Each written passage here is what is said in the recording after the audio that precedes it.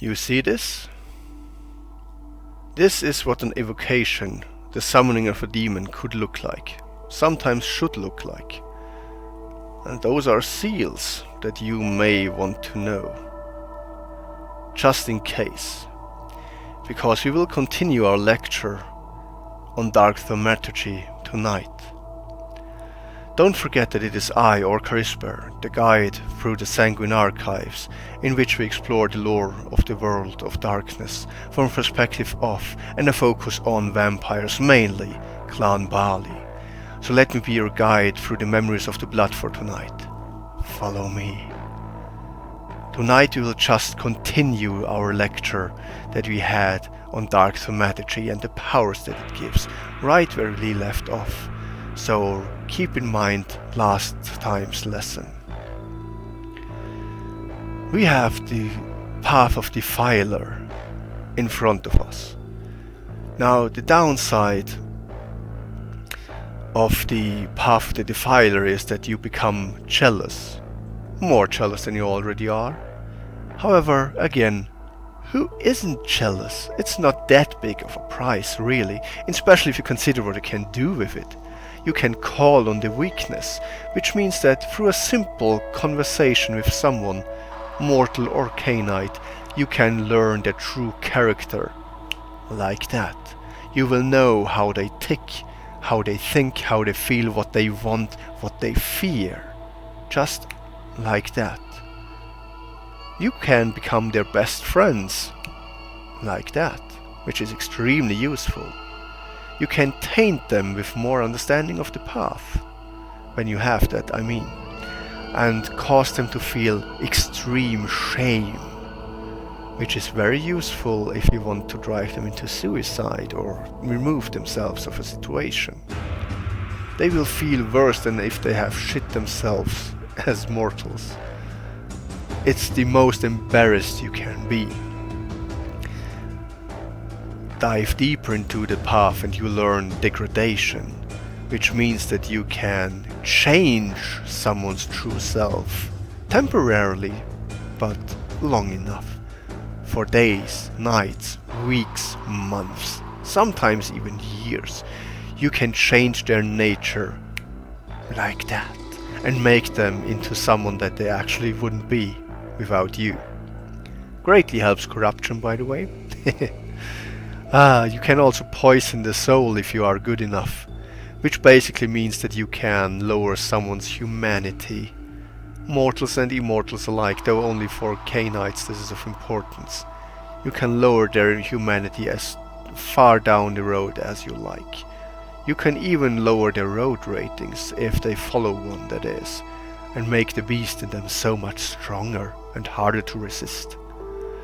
And then there's the cancerous blossom, the ultimate power of this path, that causes self-loathing in the target so much that it becomes a physical deformity fitting that thing that they loathe so much. I personally think that's how Cain created the Nosferatu, but who knows, who knows. It is a curse most sweet that will make them, well, look at least similar to Nosferatu. Then we have the path of the unspoken. Your mind can wander around. You can use it similar to the mind travel that Auspex grants some, at the cost of having memory lapses, which, to be honest, they are very inconvenient. They are very inconvenient indeed. How should I say it? They are sometimes really annoying, and I guess through our lessons you've already seen that my mind isn't always quite there. That's the price you have to pay for this path, but it is worth it, because knowledge is power and no path gives you knowledge like this one. With the basic understanding you get the whispers of the unborn, which allows you to make contact with entropy itself and gain an answer to one specific question, which is extremely helpful. Kind of mimicking what the Malkavians do, just that you can actually get the answer to the question that you are asking. Then you can use something that is very useful for scribes like I am, the scribing of the unknown, which makes you able to transcribe any written information. Doesn't matter if you actually know the language or the script, or if it's coded, you can unlock its secrets like that. With more understanding of the power, you can actually ask someone's shadow a question, and the shadow will answer. The good thing is you can answer more than one question. You can have a real conversation with the shadow of a target, and the shadow will tell you anything the shadow can possibly know. Where they have been, what they did, what they fear. It's a very private conversation. However, don't let the owner of the shadow hear it. That would be a bit weird. The best power, I think, though, is the Fragments of the Forgotten, which allows you to transcribe information that is lost. This is the ultimate power for any scholar, because it allows you to complete works where pages are missing. More importantly, you can actually write about things that haven't even been written anywhere. We, Bali, are in possession of the true Book of Nod, because with this power we can actually write everything down as Cain did himself. And of course there is the power of the Forsaken, which is the maybe possibly weirdest and most powerful curse that the Bali can wield against someone else. It basically makes someone forgotten from existence itself. Nobody will recognize them anymore at all. And if it was 5 minutes ago, they will just vanish from the conscious mind of everyone they ever knew.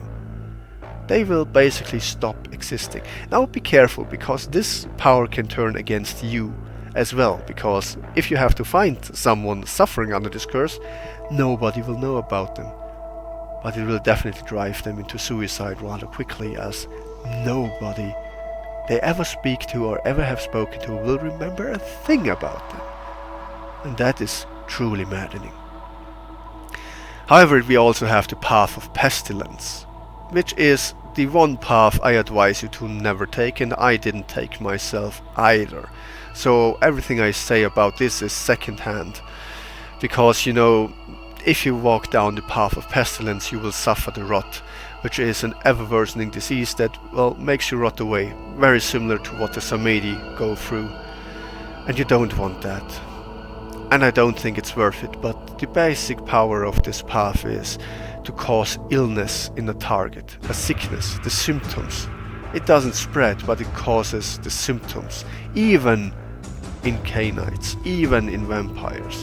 So even those who are otherwise immune to sickness can become, well, ill, feel nausea, feel like they have to vomit, feel fever, feel spasms, feel like they have the flu, or worse.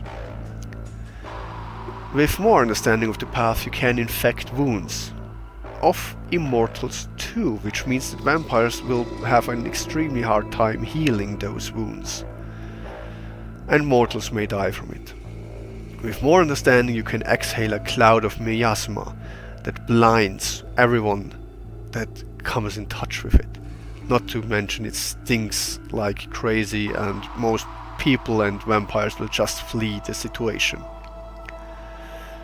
Then you can actually cause a parasite, which means that you can temporarily gain control over a target riddled with disease. You can actually take the power of causing illness. Well, this pretending to be alive really takes over, eh? Well, sometimes it becomes a habit. Anyway, if someone is riddled with disease, and you can cause that very disease, you can actually take over their body for a while. And with the final understanding of the path, you can actually cause a very virulent disease. It's how we Bali created the Black Death and some other diseases as well.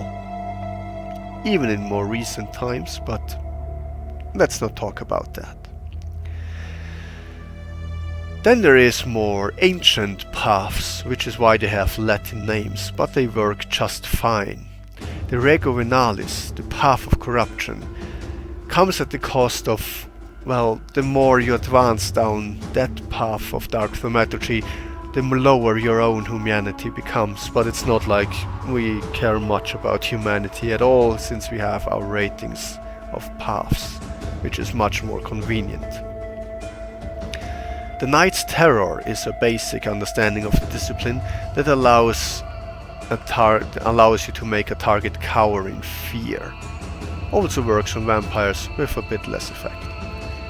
With better understanding, you can poison the heart, which means that the victim will follow and fulfill their darkest urge now, or at least try to, which can be very convenient in, say, a battle situation, as they will follow their darkest urge, whatever that is. Can turn against you if it's diablerie. Just as a reminder. Fool the Heart's Eye is actually a very useful discipline if you plan on doing anything really, because it allows you to assume the physical appearance of your victim's loved one. It can be weird with vampires because their loved ones are usually long dead, but it can distract them just enough to allow you to strike a killing blow. With mortals, however, it works like a charm of fitting in and infiltrating anything you want. A highly advanced power of this path is Name the Crime. You can name the crime and the victim has to carry it out. Now, problem is, it doesn't really specify on whom, so you may put some distance between them and you before you use this curse and say murder or steal or other things. And the final power of the path is Unleash the Dark Soul, which kills a mortal and resurrects it. Better said, animates the corpse by its darkest desire, which can be a very useful soldier if it's, say, killing, and a very annoying thing if it's, you know, rape. Yeah. Let's go on to Rego Nefas, the Path of Evil Revelations. Actually one of the more known ones that even quite some people know of that are not Dark Thaumaturgists themselves. The problem is that it damages your eyesight, which is why I not only pretend to need glasses, I actually need glasses, because my eyes are supernaturally damaged by walking this path. Now, you can still fix this with glasses, so it's not too big of a deal. In special as it provides you with the ability to see the spirit worlds in its most basic understanding, which is kind of a must-have if you deal with demons or spirits of any kind. With a higher understanding, you learn the heart's pain, which means that you can see into your victim's soul and learn their deepest regrets and pains, which is very helpful if you try to work or pass off as a psychologist. But it's much more useful to learn about these things if you want to manipulate something, or better said, someone into action. Seize the Moment is a power that is a bit more advanced and allows you to conjure up a specific memory of the target and learn it, which can be highly useful if you want to manipulate, say, a prince. Casting Bones is a power of this path that is very useful for divination. You basically carve runes, I can teach you which and how, on bones, and then throw them speaking the target's name, and you can actually see parts of the future of the target, which can be avoided, but usually isn't. I give you a good final tip though, never ever use this on yourself. You rob yourself of a lot of fun, you will think you're just playing a computer game or something. Don't use it on yourself ever. Bad choice. Don't, because things will happen and you can do nothing about it. It's a bad experience, you feel quite powerless, so don't use it on yourself. However, sometimes it can be somewhat useful, because sometimes you can actually prevent things from happening, say your own death, which would be useful, but I'm not sure it's worth the trouble. Anyway, you can also recall the Bloody Deed, which allows you to summon just like that, a demon, to exact retribution on the target based on their misdeeds. Never ever use that on Bali though, never. If you ever get in a fight with a Nergali or something, do not use this power. Because the thing is, the demon doesn't really adhere to your commands, it will just enact retribution on the target. However, the demons have their own free will too, and if you make them use this power against an elder, it will already be difficult. Make them use it against a Bali and all hell breaks loose. The Bali is definitely absolutely dead, no, definitely, but more importantly the demon will be mad at you because you make them work so hard. Believe me, don't use it on Bali, sorry. On to the Rego Dolor, the Path of Pain.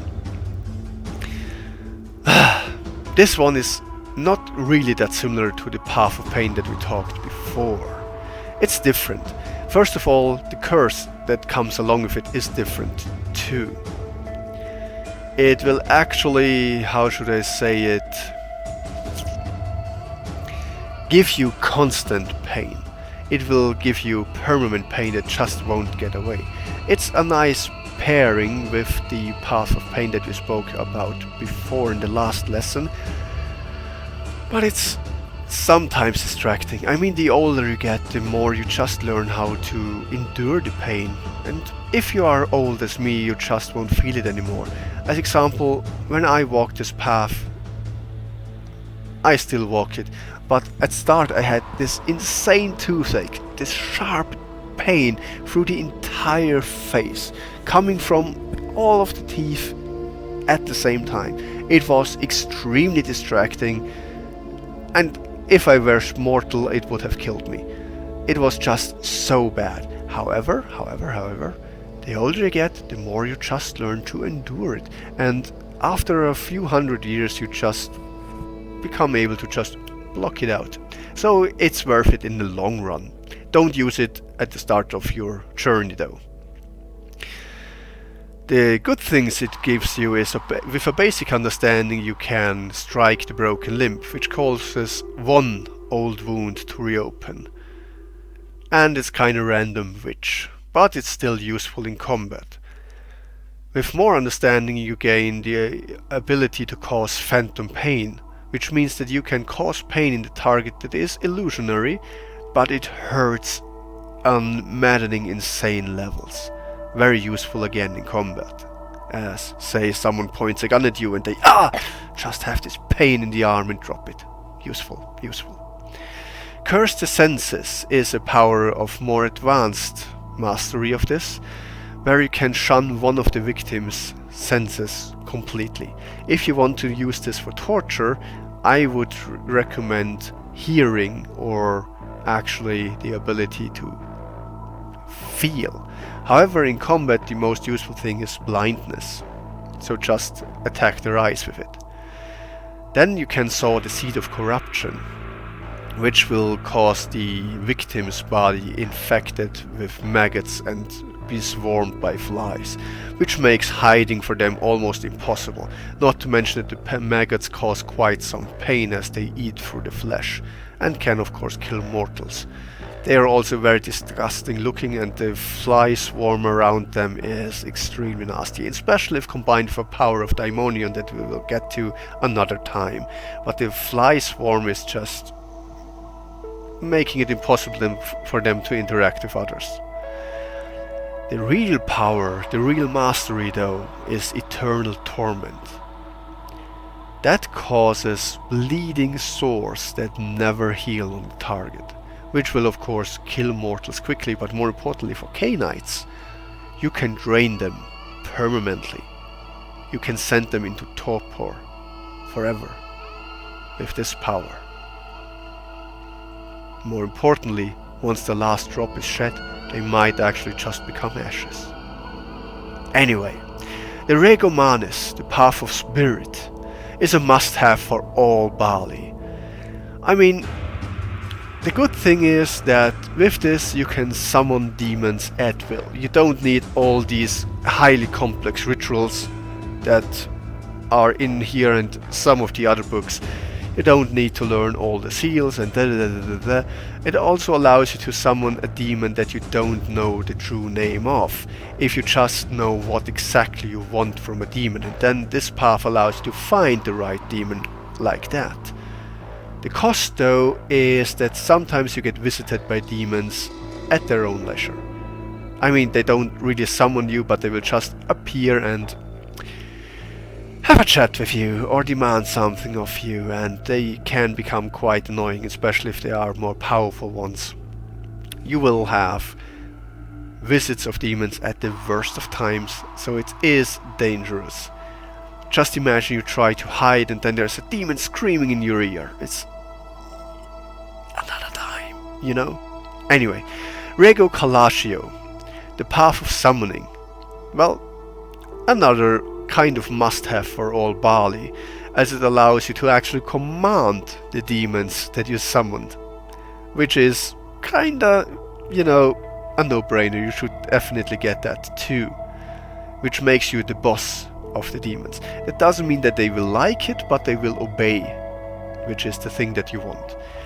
The cost of this is that wherever you summon a demon, that area becomes tainted with demonic presence, and demons will cause all kind of shenanigans, so never use it at home.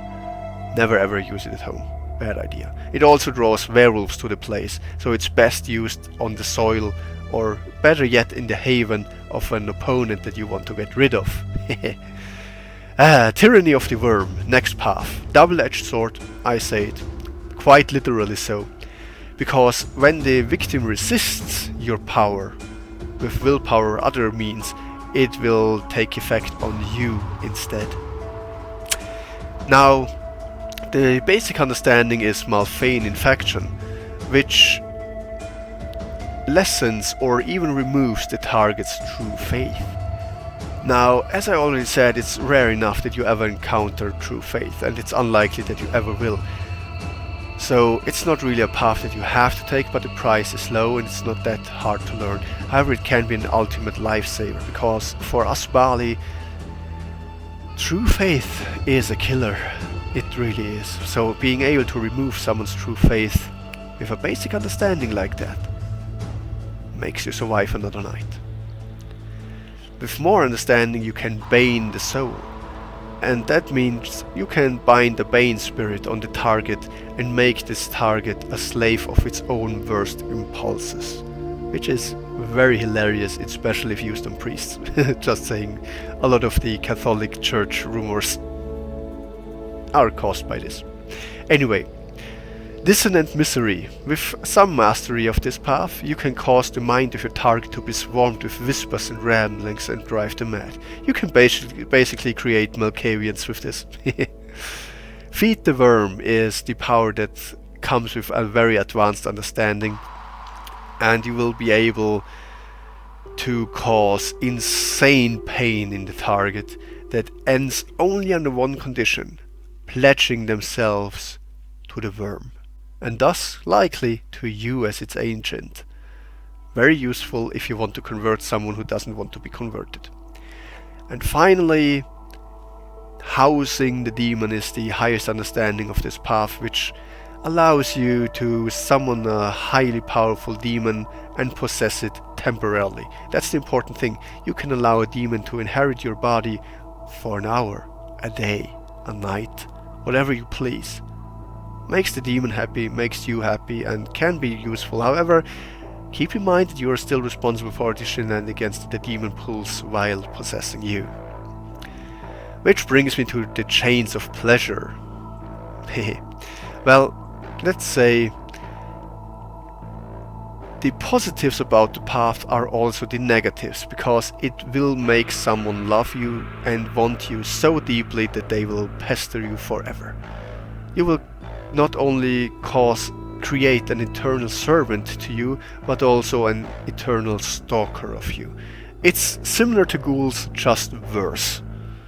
So be careful when using this. However, with the very basic understanding, you can make a target feel the highest ecstasy. It's even better than sex and feeding at the same time. like that. With even more, you can cause overstimulation in your target, which means that they basically orgasm so hard that it overloads their nervous system. They can become temporarily or even permanently paralyzed. They may have spasms that cause bones to break. They will definitely feel a lot of pain from this. With more understanding, you can cause a wave of pleasure that can basically do the exact same on eye contact alone. And it can be used on multiple people, whoever you can make eye contact with in a short period of time. And then there is the delights. This power causes the entire body to spasm in lust, technically leaving them completely incapacitated, and it's more akin to a very, very bad case of a epileptic spasm than anything else. And then there is the flow of 1,000 embraces, which overloads the victim's nervous system, and that too, I might add, causing real damage by, as I said, ripping apart muscles, shattering bones, and most importantly, cause them so much pain that they will very likely be crippled forever. One of the Bali's most favorite, though, is the Hands of Destruction. I would recommend getting this. The downside of this path is that if you use it, or if you learn it, you will stink of rot. You will stink like a corpse. And let me just tell you, perfume and deodorants and stuff like that won't help much. Unless you really use a lot of them, then you will stink of that and be socially awkward too. So you have to kind of take into account that you just stink. But, there is powers that come along with it. The very basic understanding gives you the ability to corrode something on touch. You can make it rust, break, wither, or even age something or someone supernaturally, just by touch. With more understanding, you can gnarl wood, which means you can bend and shape wood as you like. Very useful if you want to decorate your house. It's basically like flesh crafting, just with wood. It's especially useful if you are hunted in the woods by werewolves and you can just bend trees to create a barrier that they can't tore through so easily. With more understanding, you get the acidic touch, which basically means your touch becomes corrosive as much as the most dangerous, most powerful acid out there, which is extremely useful for lockpicking or burning through something and cause chemical burns. Good thing is it's only at will, so you don't just corrode anything you touch. With more power, and this is a real useful thing, you can cause atrophy, which means you can strike a leg or an arm and make it shrink and wither away like that, leaving just bone and skin, rendering the limb useless. And yes, this also works on vampires, however they can regenerate it over a few months. And finally, turn to dust. With this you can age living creatures and turn them to dust like that. Doesn't work on vampires the same way, however, you can cause canites to fall into torpor for a long time with this. So, we are almost done with this. The next power is Fires of Inferno, which is quite similar to what we already spoke about. However, this path comes at the cost of making you smell like sulfur, which kind of stinks. However, on the upside, you can summon flames that can only be blocked by magical means, similar to balefire but different, as it's actual fire that burns and leaves just ashes. The flames can come in all kinds of colors too, usually they are purple. They also become much more damaging and hotter the more you understand the path, and you can use them in more varied ways. At first you may only be able to summon a candle flame. With more understanding you might be able to cause a stream of flame to erupt from your hand. With more you may be able to hurl a fireball or even cause a firestorm to rain from the sky. So very useful. I mean, if you took another path I recommended to you, will already stink, so you just stink a bit more and gain insane vampire killer powers. And then there is the path of pestilence, which I wouldn't really recommend taking because it's very annoying and it's usually something that our brothers and sisters from the Swarm faction take. It's the path of pestilence, which causes flies, other insects and rodents to just follow you around wherever you go, making you very, very tough to deal with in social situations. It's just not worth it, really. In special as the main powers are also not that beneficial, like a basic understanding will give you the ability to cause sickness in mortals, which, why would you do that? It doesn't really further your cause and just raises suspicion. With a higher understanding though, you can actually cause actual sickness in canites, like making them sick for real, even damaging them, which is a bit more useful, especially in torture situations, I guess. But the swarming is actually just imitating animalism and allows you to summon all insects and rodents within hundreds of feet to your aid, which, as I said, better practice animalism than that. The next is dementation, which causes a mental illness in your target and kinda mimics the ability of dementation that the Malkavians have, which is nice but not too useful as you can't control which mental illness it will be. And finally you can call forth a plague in an area, which again can be useful, but I'm not sure it's worth taking. Which leaves us with the final path of Dark Thaumaturgy that I'm willing to tell you about at least, which is the path of torture. The